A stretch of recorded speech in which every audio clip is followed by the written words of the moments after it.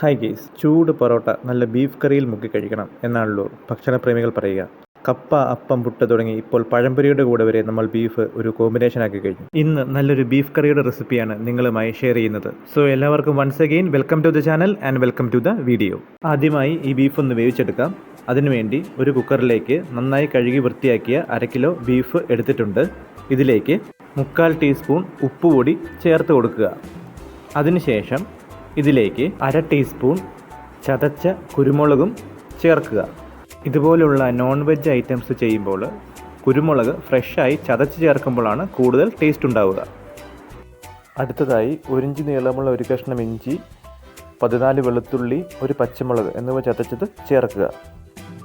അതിനുശേഷം ഇതിലേക്ക് 1/4 ടീസ്പൂൺ മഞ്ഞൾപ്പൊടി, നന്നായി ചതച്ചെടുത്ത പെരിഞ്ജീരകം 1/2 ടീസ്പൂൺ, കാശ്മീരി മുളക് പൊടി 1/2 ടേബിൾ സ്പൂൺ, മുളക് പൊടി 1/2 ടീസ്പൂൺ, ഗരം മസാല 1/2 ടീസ്പൂൺ, ചെറുതായി അരിഞ്ഞ ഒരു മീഡിയം സൈസ് സവോള, കറിവേപ്പില 2 തണ്ട് എന്നിവ ചേർത്ത് നല്ലതുപോലെ ഒന്ന് മിക്സ് ചെയ്തെടുക്കുക. ഇപ്പോൾ നല്ലപോലെ മിക്സ് ആയിട്ടുണ്ട്. ഇനി ഇതിലേക്ക് കുറച്ച് മല്ലിപ്പൊടിയും കൂടെ ചേർക്കണം. നേരത്തെ നമ്മൾ ചേർക്കാൻ വിട്ടുപോയിരുന്നു. മല്ലിപ്പൊടി 1/2 ടീസ്പൂണും കൂടെ ആഡ് ചെയ്യുക. ശേഷം ജസ്റ്റ് ഒന്ന് മിക്സ് ചെയ്ത് വെക്കുക. ഇനി കുക്കർ അടച്ച് വെച്ച് സ്റ്റൗവിൽ ഏറ്റവും ചെറിയ ബർണറിൽ വെച്ച് നമുക്ക് ഇത് കുക്ക് ചെയ്തെടുക്കാം. ഹൈ ഫ്ലെയിമിൽ വെച്ച് 1 വിസിലും ശേഷം ലോ ഫ്ലെയിമിലാക്കി 3 വിസിലും അടിക്കുന്നത് വരെ വെയിറ്റ് ചെയ്യുക. ഓരോ സ്ഥലത്തും കിട്ടുന്ന ബീഫിൻ്റെ വേവിന് വ്യത്യാസമുണ്ടാവാം എന്ന കാര്യം പ്രത്യേകം ഓർക്കണം. ബീഫ് കുക്കാവുന്ന സമയത്തേക്ക് നമുക്ക് കറിക്ക് വേണ്ടുന്ന ബാക്കി കാര്യങ്ങളൊന്ന് ചെയ്തു വെക്കാം. അതിനായി ഒരു പാൻ സ്റ്റൗവിൽ വെച്ച് അതിലേക്ക് 2 ടേബിൾ സ്പൂൺ വെളിച്ചെണ്ണ ഒഴിച്ചു കൊടുക്കുക. ഈ എണ്ണ നല്ലവണ്ണം ചൂടാകുമ്പോൾ ഇതിലേക്ക് ഒരു മീഡിയം സൈസ് സവോള ചെറുതായി അരിഞ്ഞത് ചേർത്ത് കൊടുക്കുക. ഇനി ഇതിലേക്ക് 1/4 ടീസ്പൂൺ ഉപ്പ് പൊടിയും കൂടെ ചേർത്ത് കൊടുക്കാം.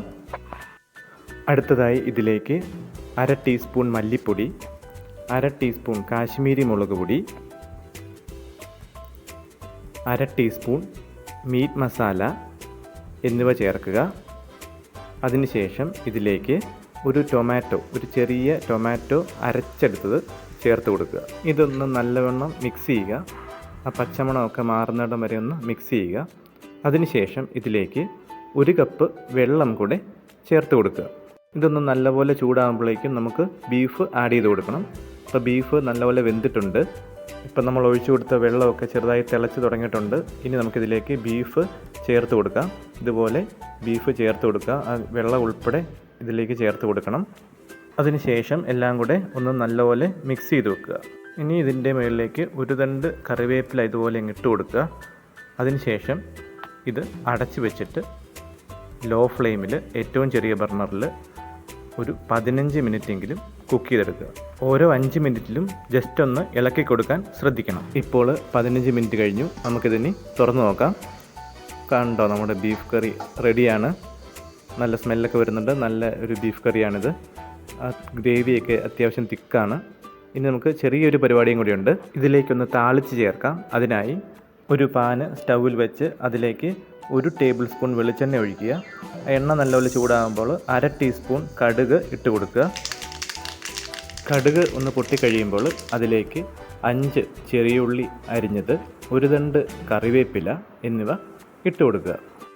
ഇതിലേക്ക് ഒരു 3 വറ്റൽമുളക് ജസ്റ്റ് ഒന്ന് മുറിച്ച് ഒന്നും കൂടെ ചേർത്ത് കൊടുക്കുക. എന്നിട്ട് എല്ലാം കൂടി ഒന്ന് മൂപ്പിച്ചെടുക്കുക. ഉള്ളിക്ക് നല്ലൊരു ബ്രൗൺ കളറാകുന്നത് വരെ തുടർച്ചയായി ഇളക്കി കൊടുക്കണം. ഇതുപോലെ നല്ല ബ്രൗൺ കളറാവണം. ഇപ്പോൾ ഉള്ളി ഒക്കെ നല്ലപോലെ മൂത്തിട്ടുണ്ട്. ഇത് നമുക്കിനി നമ്മൾ തയ്യാറാക്കി വെച്ചിരിക്കുന്ന ബീഫിലേക്ക് ചേർത്ത് കൊടുക്കാം.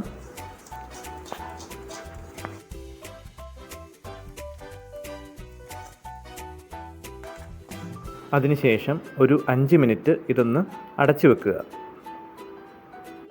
ഇപ്പോൾ 5 മിനിറ്റായി. നമുക്ക് ഇതൊന്ന് തുറന്ന് എല്ലാം കൂടി ഒന്ന് മിക്സ് ചെയ്തതിന് ശേഷം സെർവിങ് ഡിഷിലേക്ക് മാറ്റാം. ഇതാ നമ്മുടെ സ്വാദിഷ്ടമായ ബീഫ് കറി റെഡിയാണ്. എല്ലാവരും ഇതൊന്ന് ട്രൈ ചെയ്ത് നോക്കുക. നല്ല റെസിപ്പിയാണ്. അതിനുശേഷം നിങ്ങളുടെ വിലയേറിയ അഭിപ്രായങ്ങളും നിർദ്ദേശങ്ങളും കമൻറ്റ് ചെയ്യുക. So thank you for watching. അടുത്തൊരു വീഡിയോയുമായി വീണ്ടും വരാം. അതുവരെ ബൈ ബൈ.